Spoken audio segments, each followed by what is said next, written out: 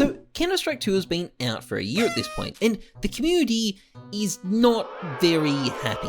Player numbers are down, skin prices are plummeted, cheaters are up, and sentiment in the community has never been worse. YouTube has been overrun with videos labeling the game a failure, a disaster, a disappointment. People have been quitting, there's been videos talking about boycotts, people have been saying the game is ruined, that it's abandoned, that it's dying, and that Valve just don't care.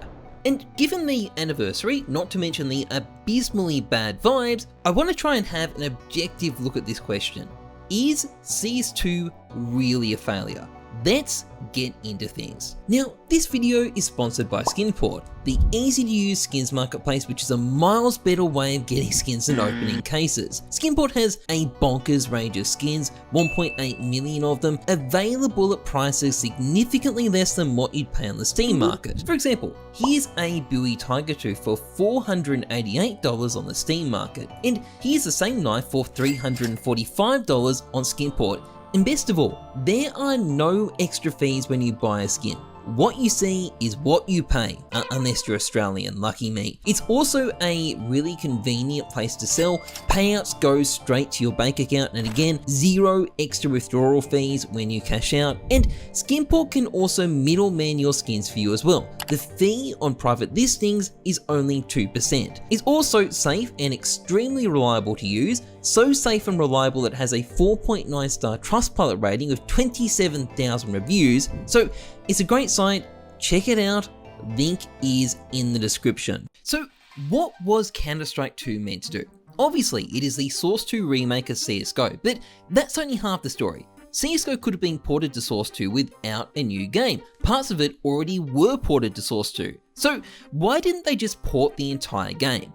Well, it appears that over the years, CSGO had turned into a mess of spaghetti code, and even though it was basically the most polished shooter ever, that's why people make tweets like this every 30 fucking seconds, it was becoming increasingly harder to work with and maintain, forcing Valve to create an entirely new game. Or at least, that was a theory most commentators had while the game was being developed. There's always a lot of hype around the idea of Source 2, but the truth is, most of the people who were data mining CS2 while it was being made were actively trying to push the idea it was going to be a pretty underwhelming release. It was about fixing the engine, which long term could allow for bigger and better things. But this was definitely not what people were expecting when the game released. So where did the hype come from?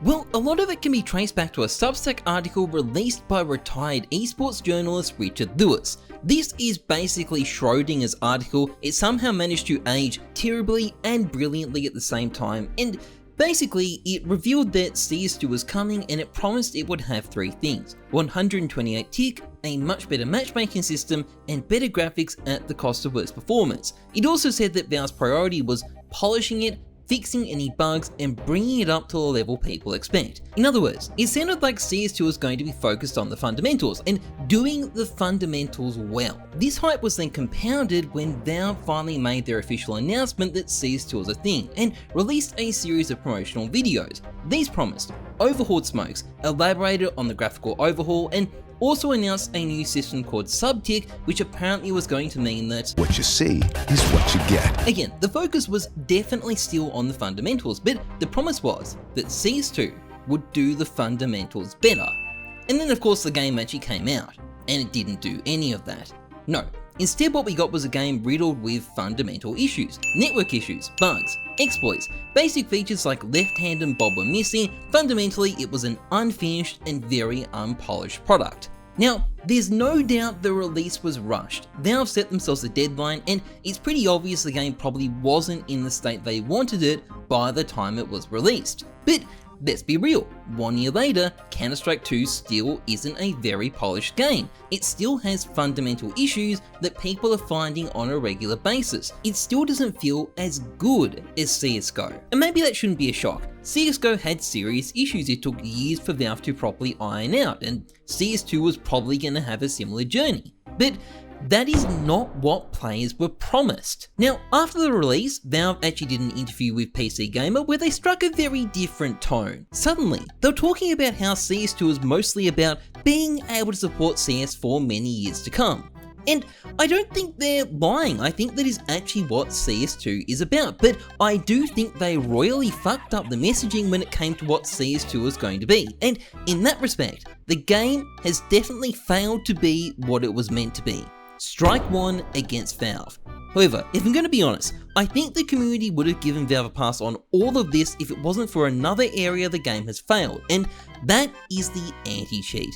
Despite years of leaks showing Valve constantly working on a new anti-cheat and the prospect of a new VAC Live anti-cheat in CS2, CS2 has been plagued by a very serious cheating problem, and rightly or wrongly, the perception is that the cheating situation has gotten worse. And while as recently as August, Valve were testing something they called VACnet 3.0, the revolutionary anti-cheat people have been desperately hoping for has simply never materialized. Instead, higher level Premiere has simply become unplayable, which essentially defeats the point of having a flashy new matchmaking system with a public ELO ranking. We don't know what's going on here, we probably never will. VAC is kept very secret by Valve, but something clearly has gone wrong, and unfortunately, this is another strike against Valve. So there's no doubt CS2 has failed to meet player expectations, but has it failed as a game in general? Because that is not necessarily the same thing.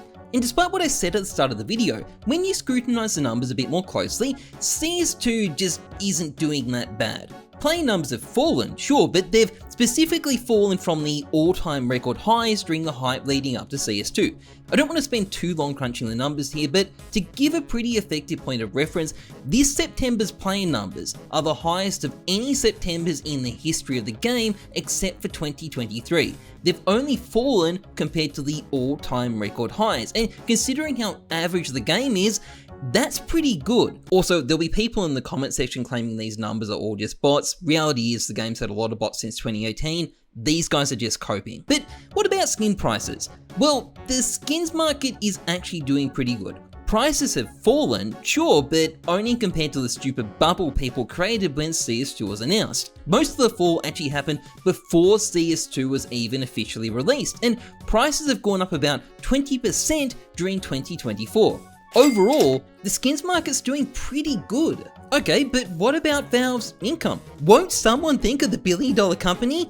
Well, the data we have on case opening rate suggests that while they've gone down a bit, we're still talking about $1 billion or so of revenue. It's less than 2023, but it's more than any other year in the game's history, so again, it's not like Valve aren't making bank. Like, maybe that's part of the problem. But what about the esports scene? Surely viewership is down, right? Well, Copenhagen had 1.8 million peak viewers, more than the last CSGO major, and even just recently we saw the grand final of ESL Pro League pull over 800,000 viewers.